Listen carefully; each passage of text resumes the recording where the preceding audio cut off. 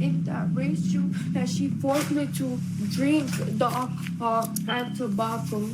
And that's when she started touching me. La niña quería, dijo, la niña quería que lo hiciera. Le dije, no es cierto, es una niña, tú eres una adulta. How old was she? 11 years. When a woman notices her sister is nowhere to be found after a house party, a light on in the bathroom tells her something isn't right. But when she finally makes it inside, the scene leaves her and police reeling. The following is based on official police records, and the footage has never been seen before until now. Around 4:30 a.m. on March 22, 2020, officers in Albuquerque, New Mexico were dispatched to a local home after receiving a report about child abuse. Once they arrive, they're immediately met by the victim's older sister, Claudia, whose name has been changed to protect her identity. Hi. Did you call us? Yes, I did. Okay, how can I help you? We were asleep, and I had a friend staying here. She's like 30 years old. Okay. Apparently, she woke up my sister. She's 11 years old. Okay. And she took her to the restroom and trying to do something to her. Claudia explained she was having a party at her home that evening with a few friends when she discovered one of those friends in the bathroom with her little sister Mila, whose name has also been changed. One officer takes Mila into a back bedroom to ask her what happened, and what she says can only be described as a waking nightmare. I know you're scared. The ambulance is going to come check you out. Just tell me what happened, okay? So, I was asleep. Okay. The woman, Yeah. I don't know her name. Okay. She woke me up, and she told me. Oh my god, is that a fire alarm I keep hearing? That's so annoying. Like, there's a meme about that and black people, but like, it's so annoying. Like, as if you don't notice there's a constant beep happening. I know your mind like drowns it out after a while, but how does it get to that point? You had to hear it for weeks and weeks until your mind like blocks it out. Like, if you keep hearing a beep, that means there's something wrong. You need to fix it, like change the battery. To the restroom. This one? Yes, right there. Okay. She gave me alcohol, and she gave me tobacco. I don't know what she did. Did she like force it? Or yes. The woman Mila is describing as 28-year-old Jamie Sandoval Gonzalez. She'd been planning on spending the night, but Claudia kicked her out once she discovered her in the bathroom. And that's when she started touching me. Mila's story is gut-wrenching, but as she continues, it's clear that she has yet to describe the worst of her horrific experience. She got naked too? Yes. Okay. She didn't take off her pants or anything, but she just took off her shirt and her bra. Mila goes on to explain that she has no idea how long she was in that bathroom, but eventually her sister came to her rescue. So I woke up and I saw the light of this restroom on. So I started knocking and I heard the shower thing on. So I'm like, who's there? She's like, it's me. And then I heard my sister, I'm using the restroom, hold on. Your sister said, this little one said she used the restroom. Yeah. And then I opened it with the keys and she wouldn't let me, the older one. Then I'm like, open the door, I need to go in there. What are you guys doing? And I opened the door and my sister was sitting on the toilet. And I saw she was wearing red lipstick, the lady. So I saw my sister full of red lipstick all over her face. So I'm like, are you kissing her or what's going on? And my sister wouldn't tell me nothing. She was like in shock. Like, I'm like, what's wrong with you? What are you doing here? She's like, she made me come into the restroom. No, and I told her off. I'm like, why did you do this? She's a little girl. You have kids too. Because she has two boys. And I'm like, what are you thinking? And I kicked her out. So you didn't see anything else? You just saw the marks on her face? On her face, yeah. And she was using the restroom. So the moment she cleaned herself, the paper was full of red lipstick. So I guess she was doing. Okay, where's that paper at? Where's the toilet paper at? And put it on the toilet because I flushed it. You flushed it? I think. Claudia wasn't the only one who witnessed the aftermath of Jamie's assault on Mila. A couple other friends were also staying the night and witnessed Claudia's discovery and chaotic aftermath. One friend was standing nearby and describes Jamie's attitude. La Jamie. ¿Qué te dijo? Ella dijo, la niña quería. Dijo, la niña quería que lo hiciera. Le dije, no es cierto, es una niña. Tú eres una adulta. Jamie had been driven to the party by Claudia and her brother, so she left on foot. But where she is now is anyone's guess. After she was gone, Claudia's attention immediately turned to her sister. Oh, my sister, she better get out of the house and then shower. Look good. You showered? Yes. Okay. So, Just to get rid of the smell, or? yes. Yeah. Okay. My first reaction, she couldn't talk. She was crying and my first reaction was, take off your clothes, let me get you in the shower. Because when I saw she was using the restroom, she had a piece of toilet paper in her hands full of red lipstick. Like Jamie was starting to kiss her down her body. Officers want to learn how Jamie even ended up at the party, and it turns out she and Claudia aren't close. They'd known each other when they were younger and only reconnected recently. How long have you known Jamie? How long have you known him? I know her since like 10 years ago, but That's the most annoying fucking fire alarm I've ever heard. Usually it's like spaced out more. It keeps beeping every 5 seconds. Like, what the hell? I know her sister and her mom. Okay. How did since you're not that close to her, how did she come over here? I opened Facebook like a week ago, and we add each other, and we started, hey, what's up? And we started talking like 14 days ago, and then I invited her to the house, and I'm like, okay, sure. And she came, and I'm like, she was gonna spend the night here. Mila was also just spending the night, and her mom left just shortly before she was brought into the bathroom. Her mom is called back to the house, and EMS arrives to examine her. So, hey, hi. This person gave her alcohol and made her smoke tobacco. Talking to her, she does kind of seem like honest. Yeah. How are you feeling? I'm okay. Probably a bit nervous. That's all. Meanwhile, a bolo is put out for Jamie. Soon, Mila and Claudia's mother arrives and gives consent to take Mila for a sexual assault exam. But before they can leave, officers get word that a woman matching Jamie's description has just been detained at an intersection nearly 2 miles away. You Jamie? Hey, I'm Officer Reynoso with the Albuquerque Police Department. Hey, what's your social real quick? I don't know. Where were you born? Chihuahua. Chihuahua? Oh, okay. You have a driver's license? No. No? Okay.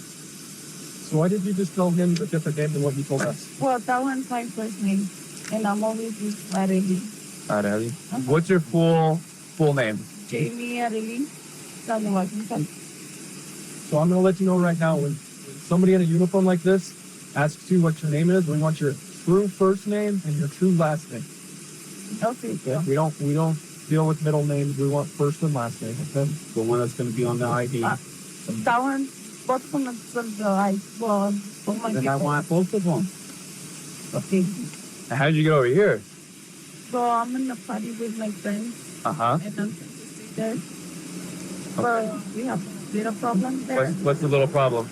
The one of the little friend, Uh-huh.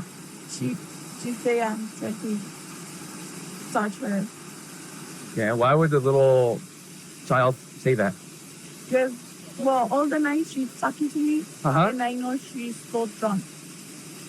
But she don't want me to talk to anyone. What? How old was she? 11 years. And I'm just trying with her brother. Jamie admits to having with Claudia and Mila's older brother earlier in the evening. This was prior to assaulting Mila. However, that assault isn't the only reason she's being detained. Did you know you had 4 misdemeanor warrants? Yeah. You did? Jamie is wanted for 4 separate traffic-related warrants, all from a few years prior. She's arrested for those warrants as well as criminal in the first degree and transported to the prisoner transport center before being booked into jail. However, this story is far from over. At her assault exam, Mila repeats what she remembers, but with the added detail that Jamie had grabbed her by the neck. In a later interview, the nurse who examined her discusses her findings with Jamie's lawyer. I found sun marks in her neck, on the frontal area on the right side of her neck. Did you photograph those marks? Yes. You did? Okay.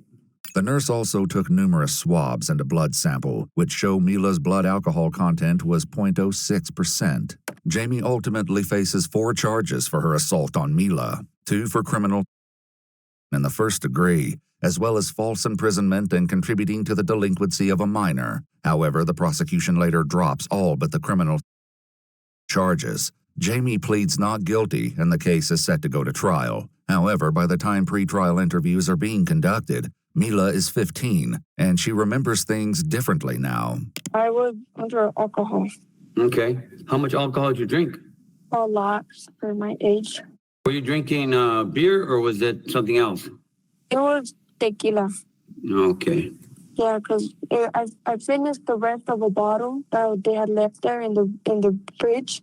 Okay. And, well, there was people getting it, so there was just a bunch of alcohol everywhere. So I was just drinking whatever I could, basically. She explains that she'd been hiding in that hallway, away from the crowd of people, when Jamie finished having sex with her brother. That's when she walked out of the room, and I was in the hallway because I wasn't trying to get seen by my sister or anybody that was going to get me in trouble. So then she was like, oh, my goodness. And that's when she took me to the restroom, and she was telling me how great it was. And I mean, I thought she was just going to tell me how great it was and get over it. But no, she just started kissing me.